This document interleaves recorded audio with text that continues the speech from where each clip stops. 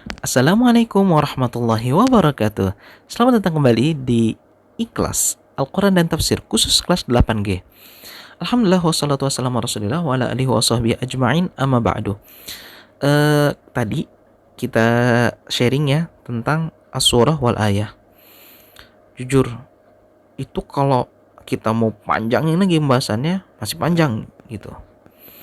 Tapi karena Anda memahami kalian masih marhalahnya SMP alias masih tingkat SMP, maka Anda cukupkan sekian dulu untuk ayatnya, surah dan ayat, walaupun itu nanti masih ada panjang itu pembahasannya, tapi Anda cukupkan sampai di sana. Tujuannya adalah supaya tidak pusing gitu loh. Kok surat sampai kayak gini banget ya, kok ayat sampai gini banget ya? Iya, karena kita sedang tafsir.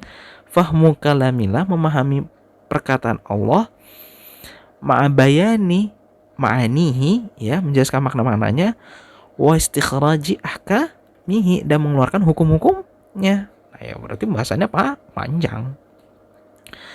Tapi tenang, itu tadi 28 menit sekian tadi itu sebagai ringkasan lah istilahnya dari pelajaran ulumul Quran. Mohon maaf apabila ada salah tadi Anda menyebutkan ayat atau surah ya. Itu merupakan ketidaksengajaan dari Ana. Fa inni astaghfirullah ta'ala, dan aku mohon ampun kepada Allah karena hal tersebut ya, bukan dari keinginan Ana, bukan, itu emang tak sengaja, ada kesalahan, mohon maaf. Oke, kita lanjut ke sababun nuzul ya. Sekarang video tentang sababun nuzul. Perlu untuk mengetahui sababun nuzul itu adalah maziyatu ulumil Quran.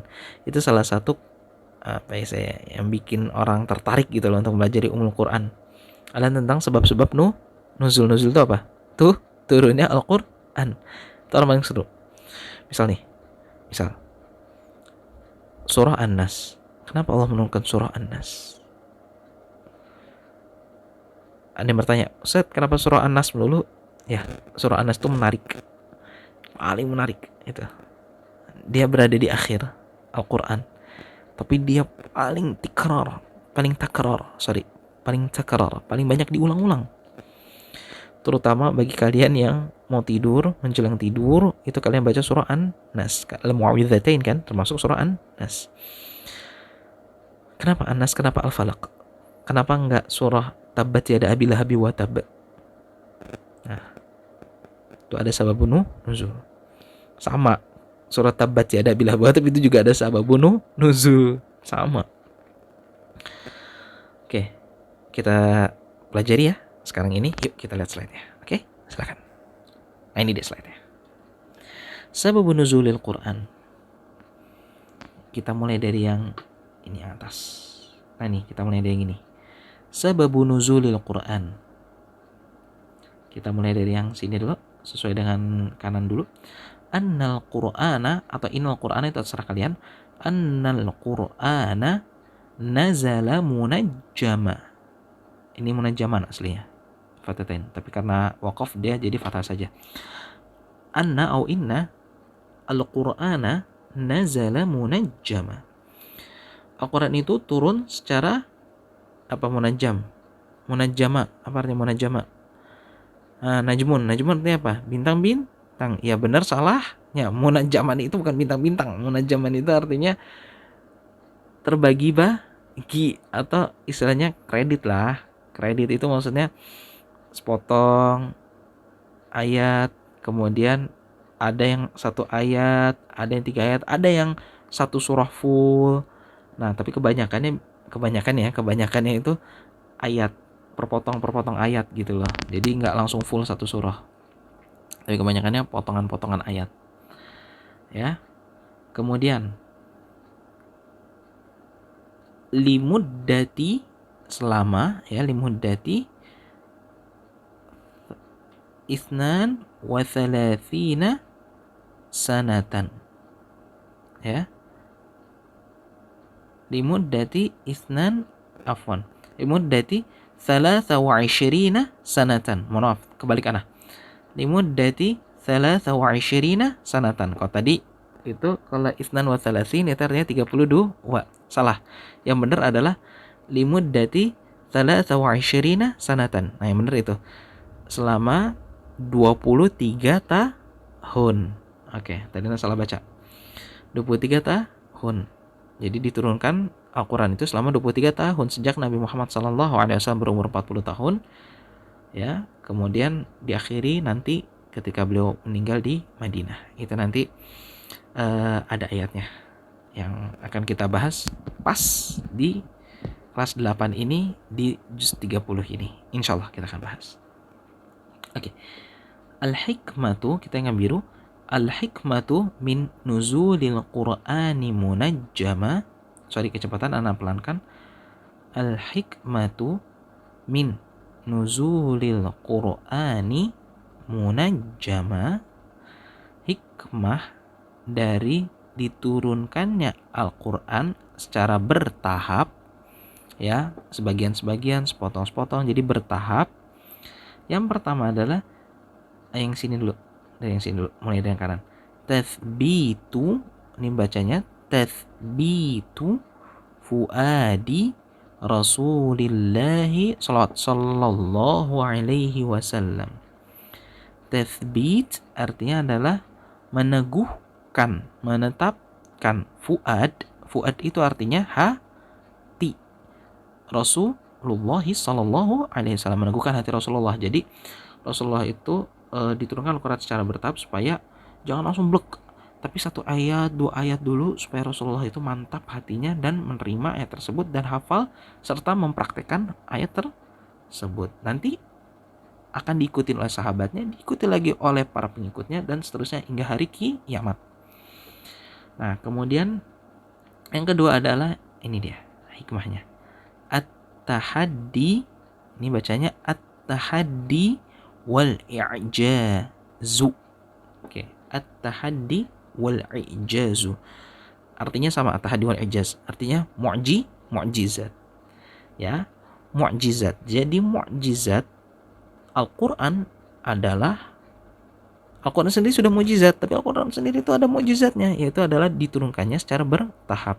Setiap kata, setiap ayat, dan setiap surahnya saling menguatkan satu sama lain, sehingga tidak ada dalam Al-Quran tersebut, ya, dalam Al-Quran, dalam mushaf yang kita pegang sehari-hari, adanya 2 ayat, atau jangan 2 ayat, 1 atau 2 kata yang saling bertentangan. Tidak ada. Yang ada saling menguatkan. Itu hebatnya Al-Quran, Masya Allah. Nah, kemudian at-tadarruj fit tasyri'. At-tadarruju, ini bacanya at-tadarruju fit tasyri'i. At-tadarruj artinya bertahap, fit tasyri', artinya tahapan dalam pensyariatan. Oke, balikan dulu. Maksudnya apaan sih saat bertahap itu? Maksudnya bertahap dalam pensyariatan. Gini loh, boy. Coba kita sedikit merenung dan sedikit berpikirlah. Sederhana aja. Menurut kalian, khamar itu langsung Allah larang apa tidak? Jawabannya sababun nuzul, tepat sekali. Jawabannya pakai sababun nuzul. Oke. Nih, sababun nuzulnya ya. Khamar itu, atau kalau di kita whisky, vodka, minuman-minuman keras beralkohol ya, yang memabukkan. Kalimatnya memabukkan. Itu dia. Maksudnya khamar tersebut adalah minuman kesukaan bangsa Arab dahulu. Apa buktinya? Buktinya adalah Umar bin Khattab radhiyallahu anhu mendengar ketika menjadi makmum, ya, mendengar imam, yaitu imamnya kalau tidak salah adalah al-imam as-sahabi jalil Ali bin Abi Thalib radhiyallahu anhu. Itu ketika membaca Qul ya ayyuhal kafirun, itu membacanya ada kesalahan dalam kafir. Anak kurang paham apakah muter-muter apa bagaimana. Dalam riwayatnya itu ada kesalahan seperti itu. Umar bin Khattab ketika mendengar hal tersebut kariha, benci gitu loh. dengan hal tersebut. Karena masa iya sih sholat kita menghadap kepada Allah terus kemudian hal sholat saja kita mabuk gitu loh, gak etis, gak beretika. Oke, makanya Umar bin Khattab saat itu berdoa kepada Allah, ya Allah, ini khamar ini kesukaan bangsa Arab, tapi ini merusak sholatmu, maka aku mohon pertolonganmu. Nah, akhirnya Allah turunkan, ya, saat itu belum ada pengharaman khamar, khamar belum diharamkan. Baru Allah turunkan ayat wala taqrabus salata wa antum fala taqrabus salata wa antum sukara, ya, hatta ta'lamu ma taquluna hatta ta'lamu ma taqulu ila akhir ayat. Wala taqrabus salata wa antum sukara, artinya apa? Jangan mendekati sholat, jangan melakukan sholat ketika antum mabuk. Berarti kalau mabuknya sendiri masih boleh nggak? Maksudnya mabuk dengan khamar itu, minum khamar masih boleh nggak? Kalau dari ayat tersebut masih boleh, cuma kalau lagi mabuk nggak boleh sholat. Jadi sholat dulu baru mabuk. Hal itu ketika mendapat ayat tersebut, Umar sedikit istilahnya sedikit puas, walaupun masih minta kepada Allah, karena masih kurang ya Allah, istilahnya kisah kita gitu, masih kurang ya Allah. Masa iya sih hanya sholat doang bikin mabuk? Syariat Islam kan gak hanya sholat, banyak, ya. Karena salah satu dari maqasid syariah, kenapa ada syariat Islam, kenapa ada Islam? Karena untuk menjaga ini apa? Akal, menjaga kesehatan akal. Maka Umar bin Khattab berdoa kepada Allah, ya Allah, tolong ya Allah, ini masalah khamar ini penting banget ya Allah.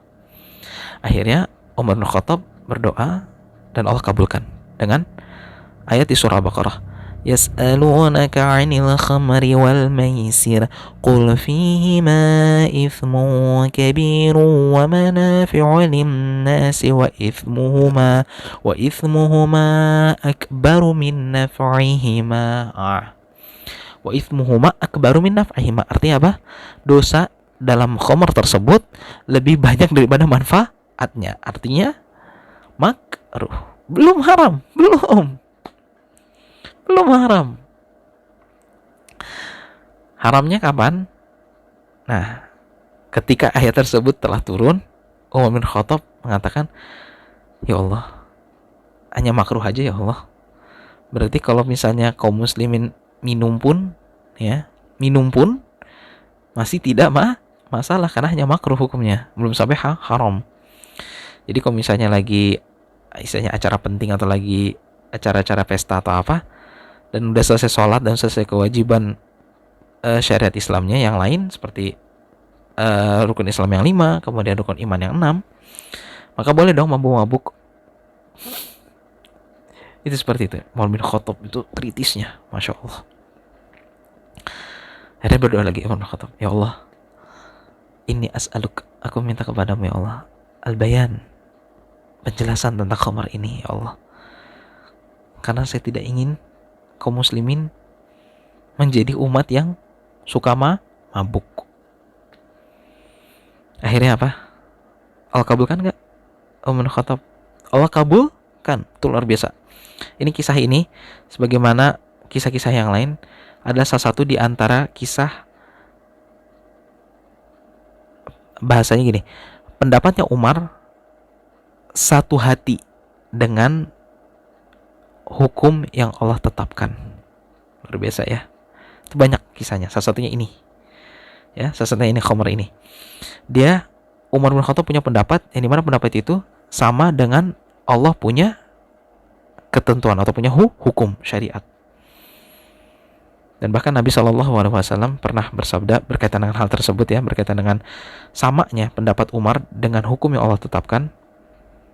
Laula Umar lahalakan nas fi mana Rasulullah. Kalau bukan karena Umar, maka seluruh umat di muka bumi ini akan diazab oleh Allah. Kalau bukan karena Umar. Maka sampai ada ulama yang mengatakan, ya, kalau ada nabi setelah Nabi Muhammad, maaf ini hadis apa anak kurang ingat, tapi yang jelas ada athar yang menyatakan seperti ini. Mungkin ulama ya, tapi bisa jadi hadis juga, wallahu taala a'lam. Yang jelas yang anak tahu ini athar, idza kana hunaka nabi ba'da Nabi Muhammad SAW, jika ada nabi setelah Nabi Muhammad, maka nabi tersebut bernama Umar bin Khattab. Karena saking luar biasanya Umar bin Khattab itu, pendapatnya itu sama dengan pendapat sama dengan hukum yang Allah tetapkan. Itu luar biasa, Masya Allah. Nah, berkaitan dengan khamar, Allah kabulkan dengan ayatnya. Khamar jadi haram, tapi setelah melalui proses tadi, langkah dulu. Supaya apa? Supaya kaum muslimin semuanya siap menerima keharaman khamar dengan ayatnya, ya ayyuhalladzina amanu innamal khamru wal maisiru wal ansabu wal azlamu rijsum min amali syaitani fajtanibuh. Keras dari Allah. Fajtanibuh apa artinya? Maka jauhilah. Kalau Allah sudah mengatakan jauhilah, setelah tadi awalnya masih nggak boleh sholat dulu, terus kemudian ini makruh, kalau Allah sudah mengatakan jauhilah, tak selesai, khamar haram. Maka turun ayat tersebut kepada Nabi Muhammad Sallallahu Alaihi Wasallam. Nabi Muhammad perintahkan seluruh kaum muslimin di Madinah untuk membuang khamarnya. Wow. Jadilah Madinah saat itu diceritakan di kisah seperti sungai khamar, bau khamar. Satu Madinah itu bau khamar. Kayak sungai itu. Beceknya betul bukan becek karena ini, bukan becek karena banjir, bukan karena banjir air, bukan banjir khamar, minuman keras. Seperti itu. Nah, kalau minum khamar nanti ya di surga. Ya, kalau minum khamar nanti di surga. Khamrul ladzatil lisyaribin itu ada nanti di surga ya. Sabar nanti ada waktunya kita minum khamar. Oke, udah muter-muter ke sana, kita lanjut lagi nih hikmahnya nih. Nggak selesai nanti takutnya. Oke, ini dia hikmah. Al-hikmatu min nuzulil Qur'ani munajjaman, terakhir nih, hikmah yang terakhir. Oke, hikmah yang terakhir adalah al-hikmatu min nuzulil Qur'ani munajjama taisirul hifdzil Qur'ani wa fahmuhu. Ya, yang ini nih, yang coklat ini nih. Taisiru hifdzil Qur'ani wa fahmuhu. Memudahkan menghafal Quran dan memahaminya. Oke. Next. Kaifa nazala Qur'an? Nah, bagaimana sih Quran itu turun? Nah, paling banyak yang ini nih, ghaliban. Kalau ada ghaliban itu umumnya. Ghaliban, umumnya. Umumnya adalah jawaban li hawaditha.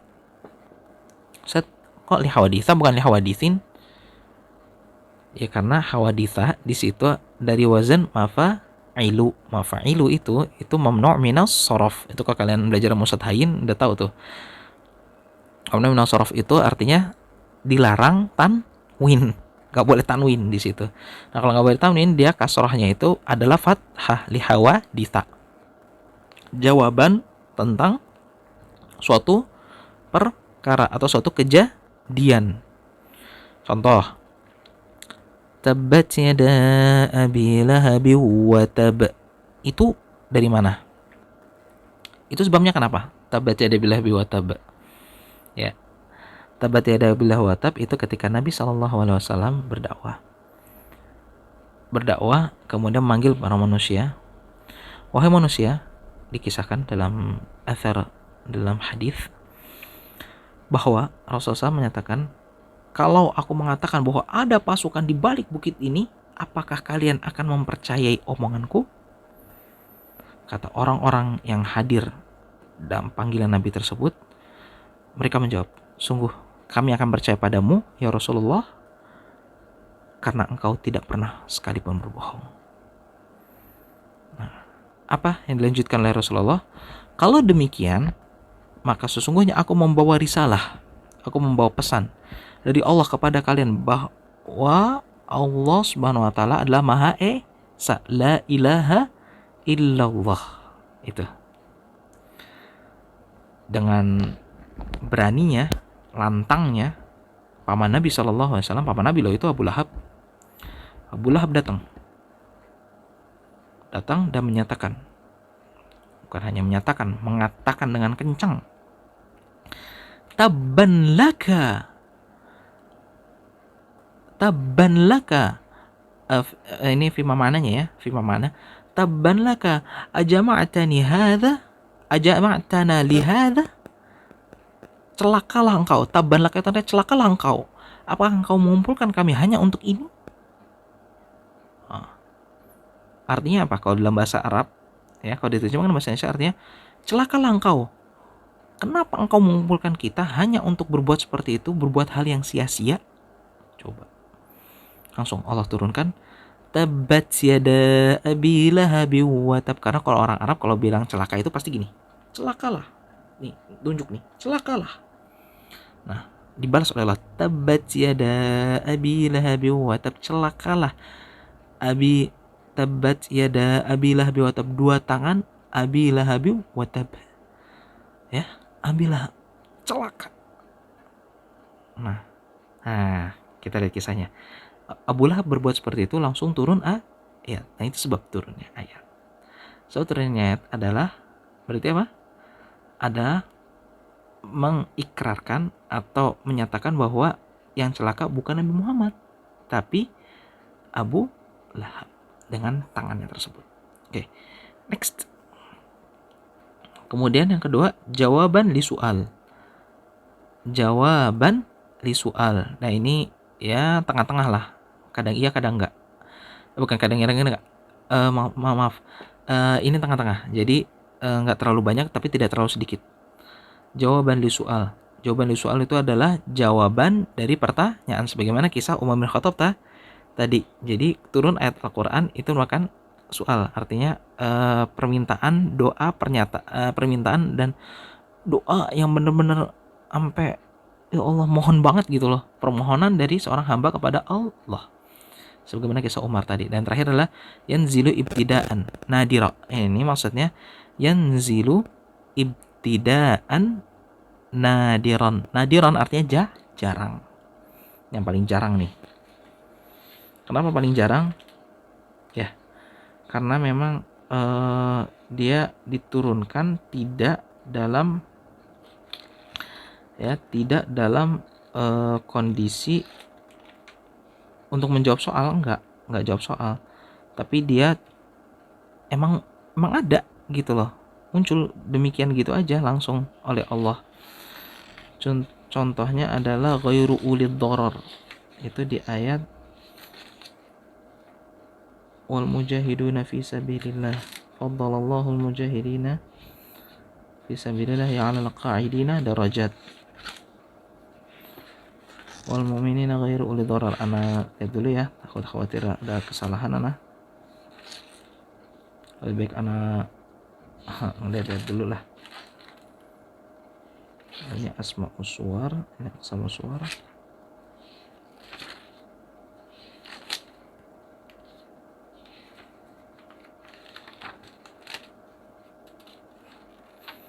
Oke. Ghairu ulid darar. Ghairu ulid darari wal mujahiduna fi sabilillah. Oh, ini di sababun nuzul dia. Mohon maaf, di sababun nuzul. Dari sababun nuzul.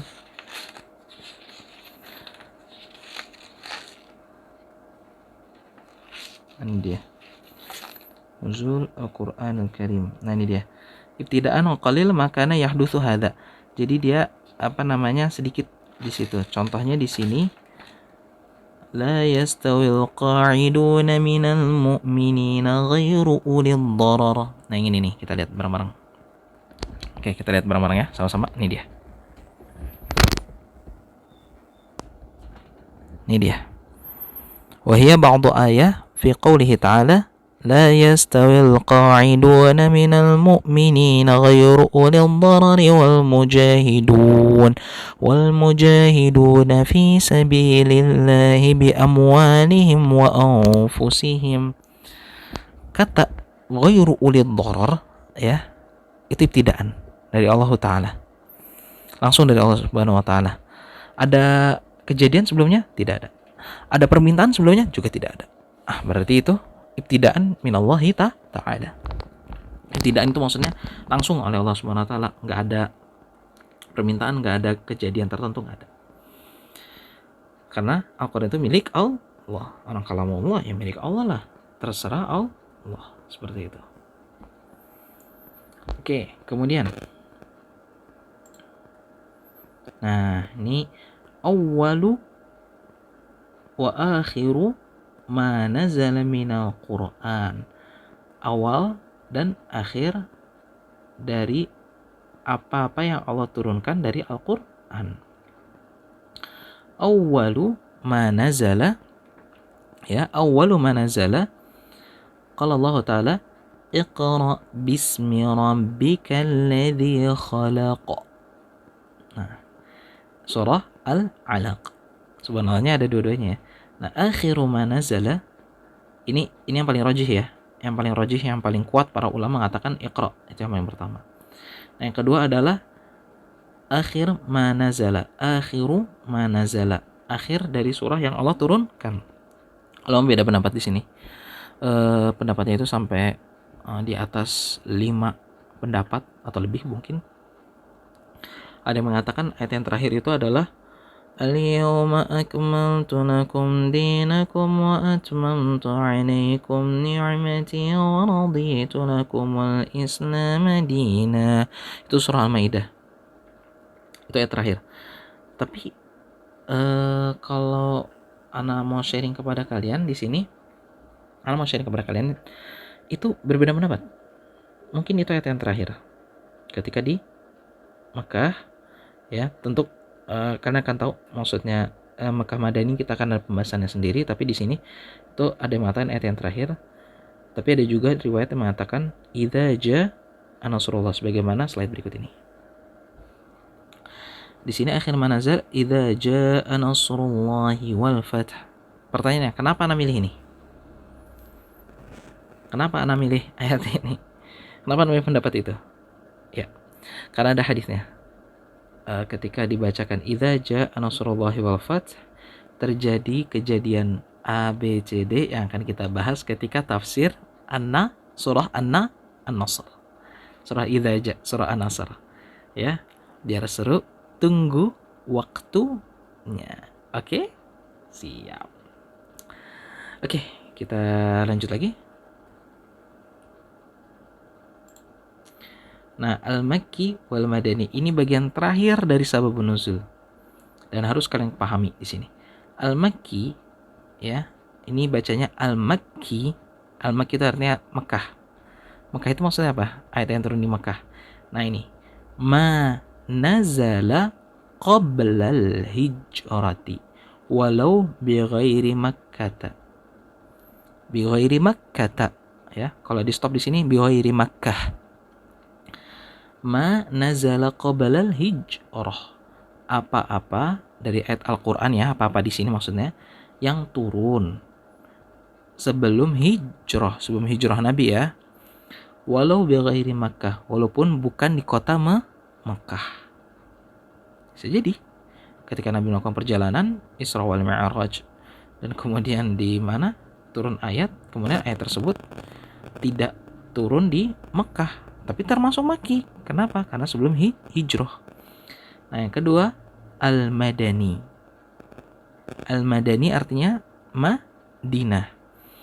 Nah, enak nih ya kalau di sini pengertiannya cuma tinggal ganti qabla menjadi ba'da, kemudian Mekah tinggal ganti jadi Al-Madinah. Udah rubah ma nazala ba'dal hijrati walau bi ghairil Madinah. Apa-apa yang turun dari ayat Al-Qur'an setelah hijrah, setelah ba'da itu setelah hijrah, walau bi ghairil Madinah, walaupun bukan di Dinah. Ya kayak tadi, al-yauma akmaltu lakum dinakum wa atmamtu alaikum ni'mati wa raditu lakumul Islam di. Nah, turunnya di Mekah, tapi setelah hijrah, makanya termasuk al-madani. Dan perlu kalian ketahui ya, di surat-surah di juz 30 itu ada yang madani, ada yang makki, nggak semuanya makki. Salah satunya tadi idza jaa nasrullah, itu madani, itu bukan makki, itu madani. Makanya disebut surah yang terakhir tuh ayat yang terakhir tuh turun. Oke, selesai. Kita akhiri dengan doa kafaratul majlis. Subhanakallahumma bihamdika asyhadu an la ilaha illa anta astaghfiruka wa atubu ilaik wa akhiru da'wana alhamdulillahi. Terima kasih. Semoga bermanfaat video ini. Wassalamualaikum warahmatullahi wabarakatuh.